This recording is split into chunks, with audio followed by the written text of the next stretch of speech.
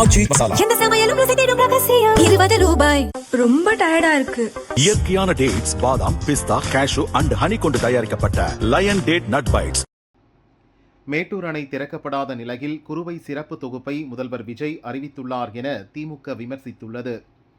இதுகுறித்து திமுக தலைமை வெளியிட்டுள்ள அறிக்கையில் கூறியிருப்பதாவது: கடந்த 5 ஆண்டுகளில் ஜூன் 12ஆம் தேதி அன்று டெல்டா மாவட்ட விவசாயிகளின் குறுவை பருவ நெல் சாகுபடிக்காக மேட்டூர் அணை திறக்கப்பட்டது.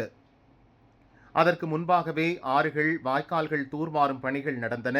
கடைமடை வரை தண்ணீர் போய் சேர்ந்தது. இதனால் குறுவை நெல் சாகுபடியில் சாதனை அளவை எட்டியதுடன் வேளாண் துறையில் 9% வளர்ச்சியை காட்டியது திமுக அரசு. ஆனால் போதிய நீர் இல்லாததால் இன்று மேட்டூர் அணை திறக்கப்படவில்லை.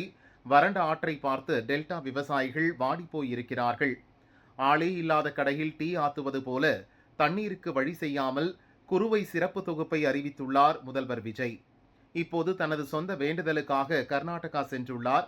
காவிரி நடுவர் மன்ற தீர்ப்பின்படி ஆணையம் வலியுறுத்தியும் தமிழகத்துக்கான 19 டிஎம்சி தண்ணீரை கர்நாடகா வழங்கவில்லை. தேர்தலுக்கு முன்பே தாவேகாவுடன் ரகசிய உறவு வைத்திருந்த காங்கிரசின் ஆட்சிதான் கர்நாடகாவில் நடக்கிறது. அங்கே சென்றுள்ள முதல்வர் தனது வேண்டுதலுடன் தமிழக விவசாயிகளின் வேண்டுதலையும் மனதில் கொள்ள வேண்டும்.